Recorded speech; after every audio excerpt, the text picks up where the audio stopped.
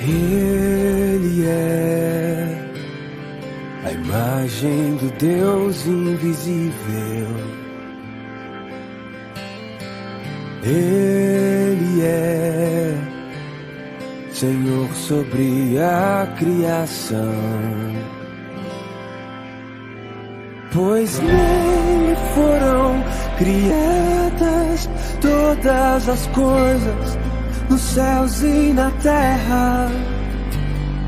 Sejam tronos, soberanias, poderes ou autoridades, Ele é antes de tudo e a todos sustenta pela palavra, pois foi do agrado de Deus que em tudo Ele tenha supremacia.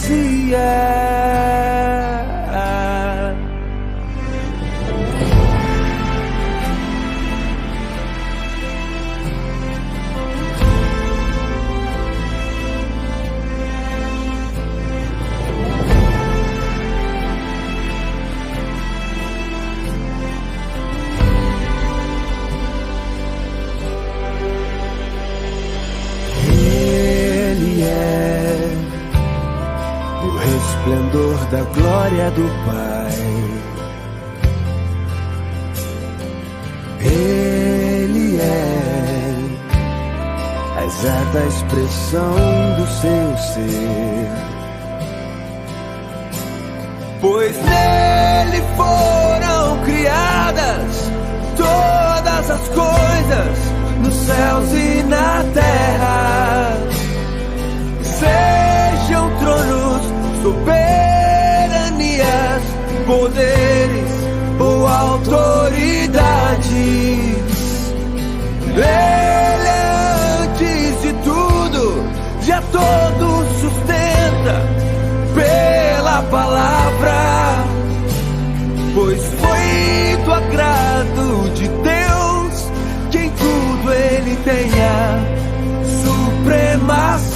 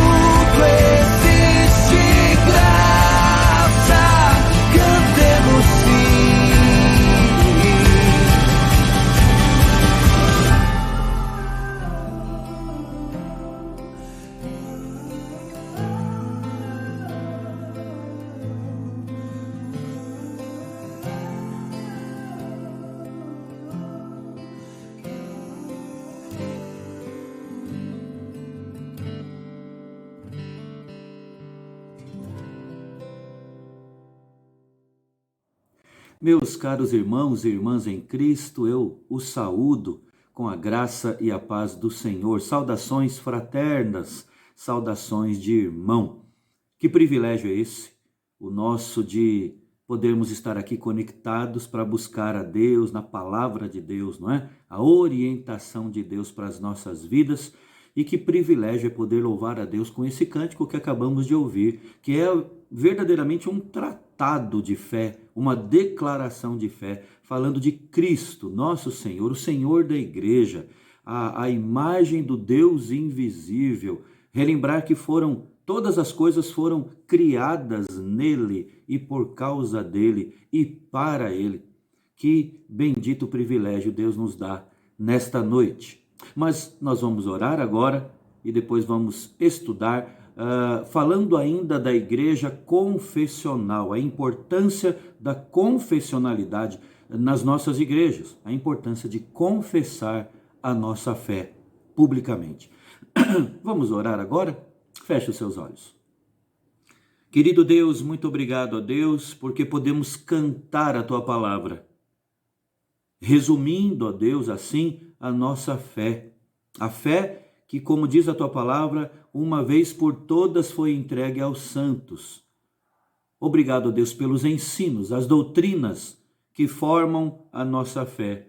Ensinos e doutrinas que estão expostos na Tua palavra e que o Senhor preservou e fez chegar até nós. Obrigado a Deus porque não estamos sós na nossa caminhada.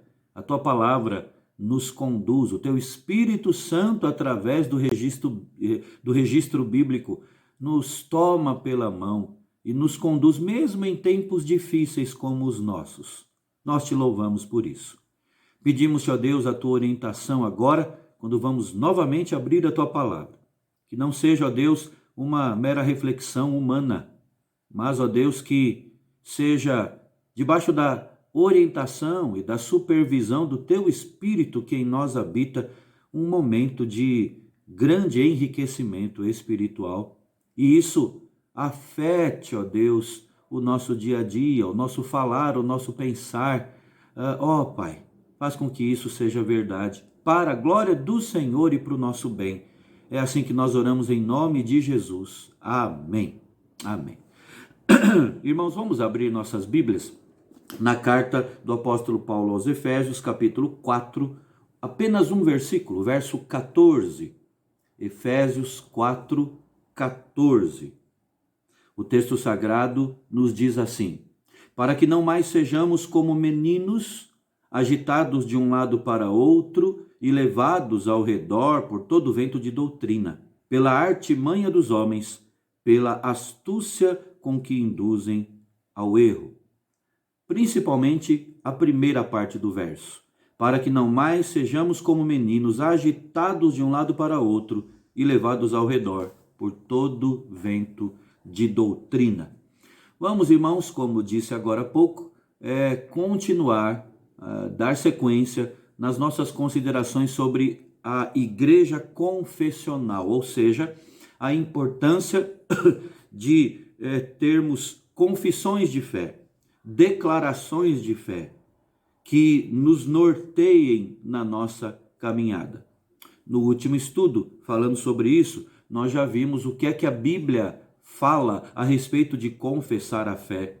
E hoje eu gostaria de falar um pouquinho mais disso, mas no campo da história da igreja. Vamos nos lembrar que depois que os discípulos, os apóstolos morreram, outros deram sequência à fé cristã, e isso se estendeu por mais ou menos 2000 anos, até que a fé que uma vez por todas foi entregue aos santos chegasse até mim e até você.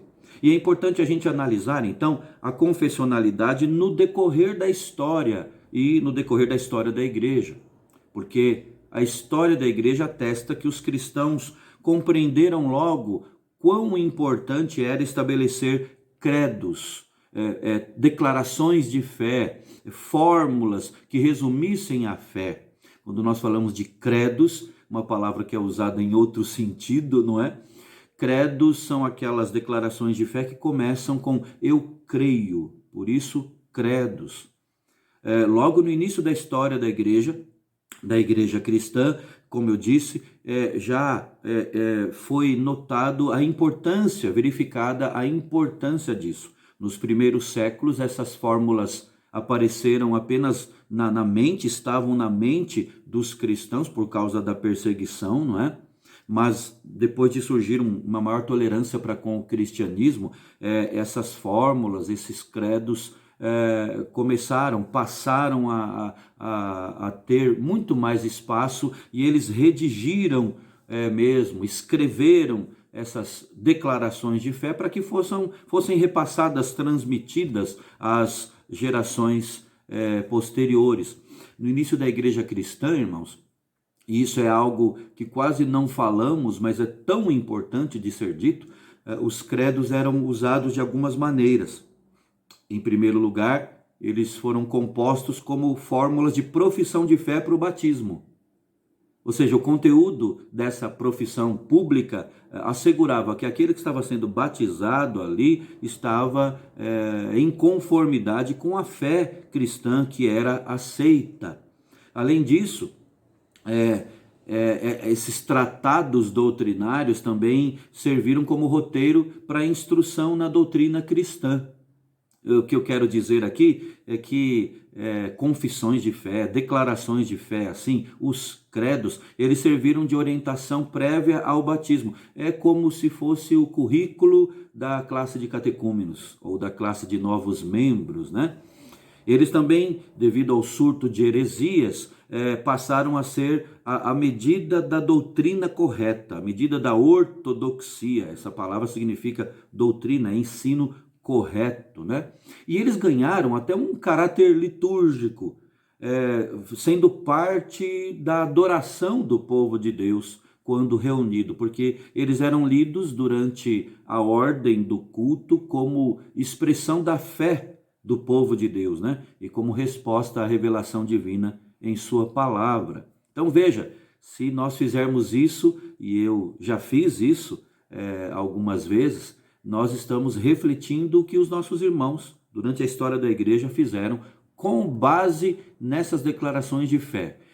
Fazer com que toda a igreja leia durante o culto alguns tópicos destas confissões e destes credos.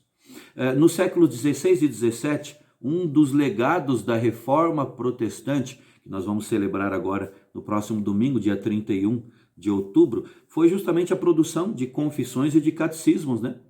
Então, cada vez que se retorna à Escritura Sagrada com o desejo de ser mais fiel ao que Deus nos revelou, é interessante que quanto mais isso é feito, mais são produzidos ou foram produzidos declarações, confissões de fé. Enquanto as confissões são divididas em parágrafos, em capítulos, os catecismos são estruturados em forma de perguntas e respostas. E é interessante notarmos, irmãos, já que estamos na Semana da Reforma Protestante, que o retorno à Bíblia, imortalizado no lema sola Scriptura, né, da Reforma Protestante, esse retorno à Bíblia não fez os reformadores desprezarem essas confissões escritas, né?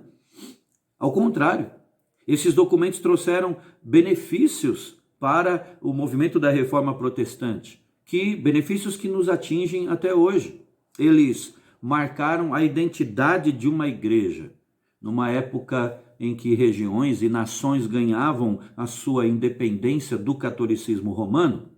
As igrejas nacionais produziam documentos com as suas características próprias, embora fossem semelhantes nos pontos essenciais da fé reformada. Então, em cada país, nós temos uma confissão distinta. É por isso que nós encontramos hoje, por exemplo, a primeira e a segunda confissões helvéticas. O que são helvéticas, né? Da Suíça. Foram formuladas em 1536 e em 1566. Olha só.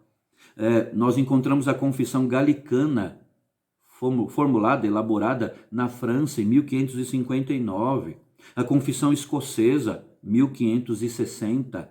A confissão belga, 1561, nos Países Baixos, ali, a Bélgica, a Holanda.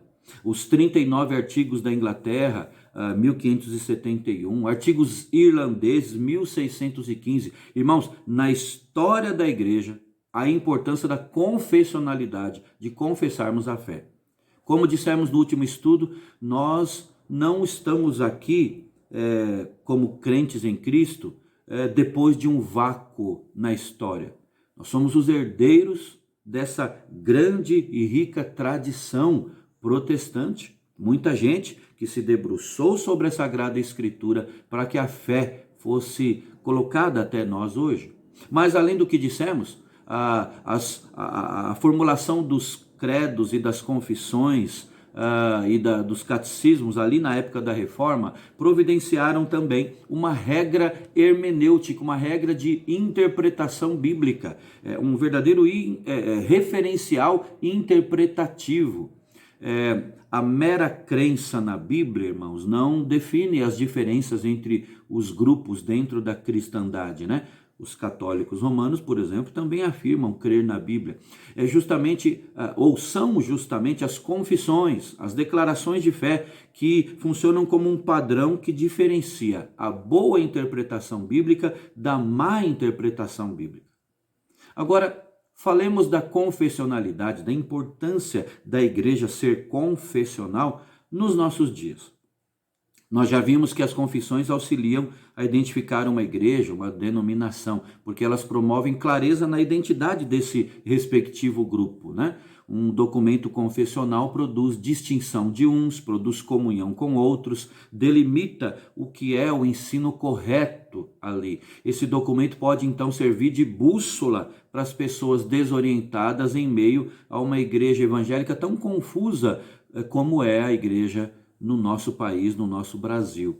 Há igrejas, por exemplo, que ouvem mais os seus líderes do que os documentos redigidos para nortear a denominação, né? E desconfie, toda vez que você ouvir as pessoas de um certo grupo falando mais do que o seu líder disse, do que aquilo que já está posto nas declarações de fé, na tradição da igreja. Há igrejas até de uma mesma denominação que são muito diferentes umas das outras em matéria de fé e prática. Por quê? Porque não estão baseadas nestas confissões, nestes catecismos. É um esvaziamento da identidade confessional, o que gera tremenda confusão na mente dos membros da igreja. Nós vimos também que diante das deturpações, uma confissão funciona como princípio de interpretação, né? Nos ajuda a definir o que é a doutrina correta, a interpretação bíblica correta. Contudo, a confissão nunca está acima da Bíblia. Eu falei sobre isso no estudo anterior e quero frisar, ressaltar novamente. Eu repito, confissões, declarações de fé nunca estão acima da Bíblia.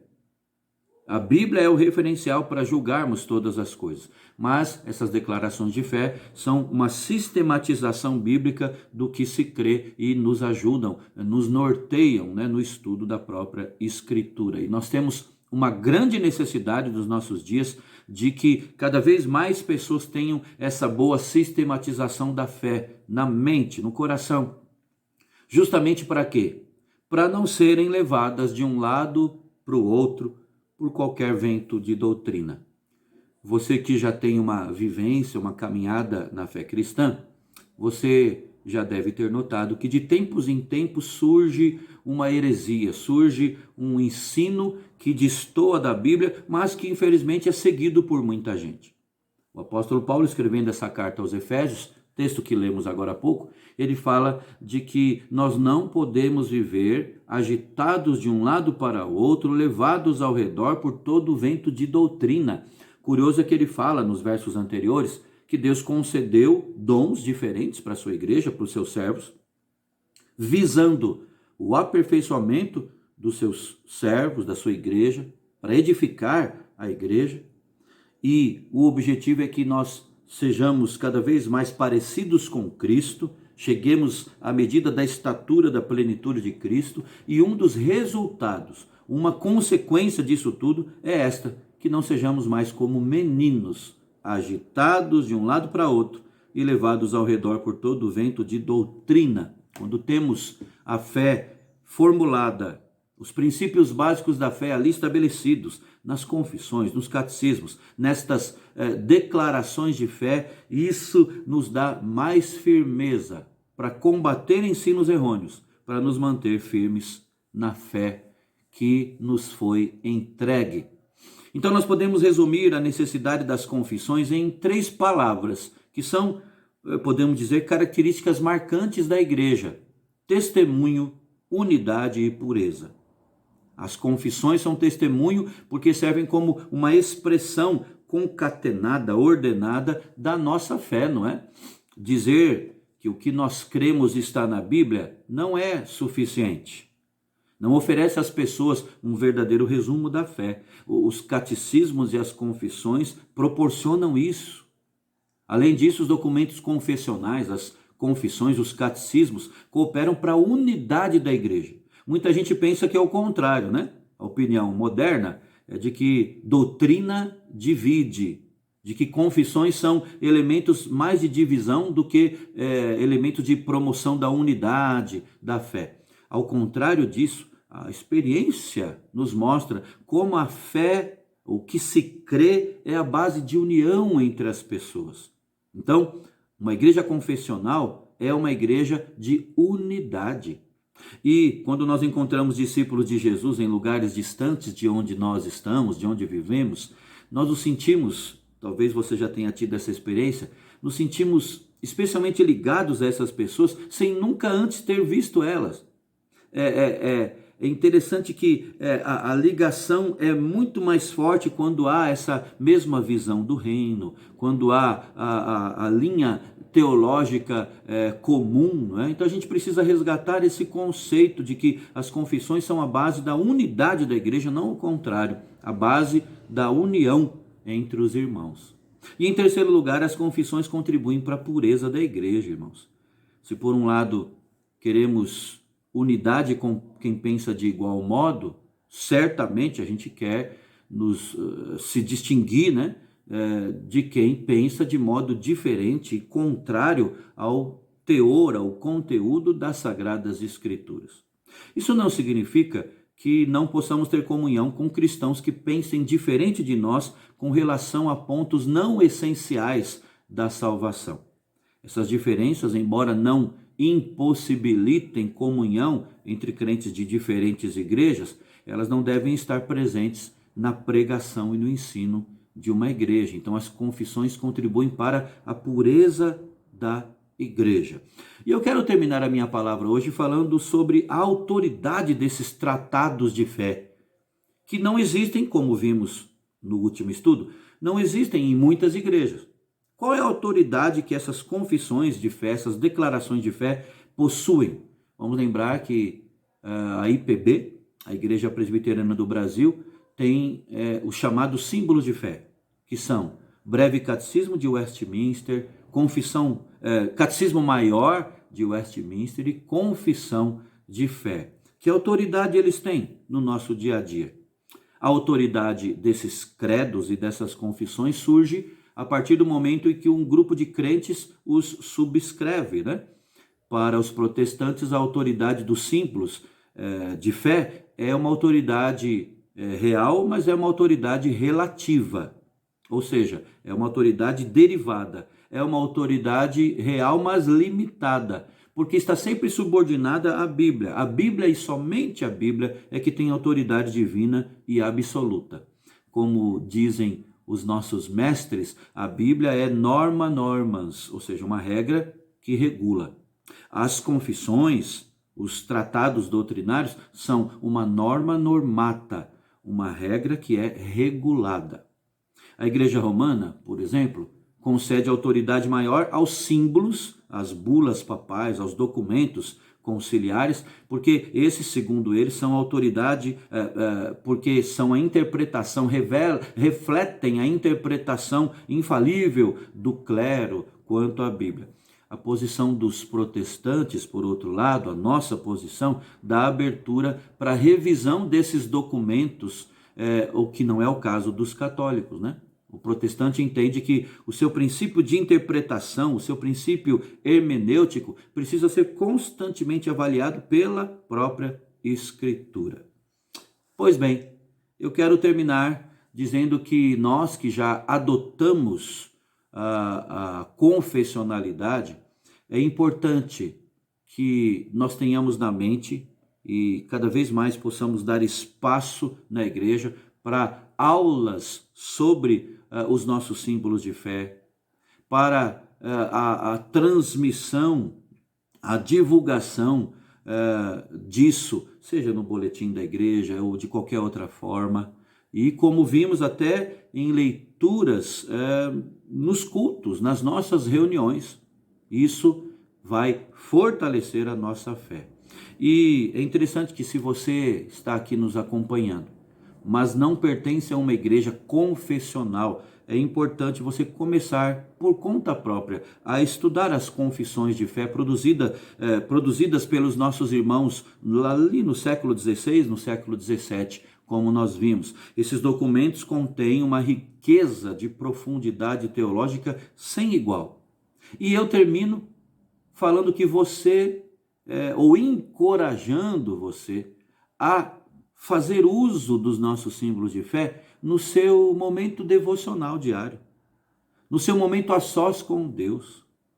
Você que é membro da IPB, talvez não saiba, talvez saiba, talvez não, que no aplicativo da IPB, ali, na aba Documentos, nós encontramos esses símbolos de fé, breve catecismo, catecismo maior e confissão de fé. Ou seja, não precisamos nem adquirir.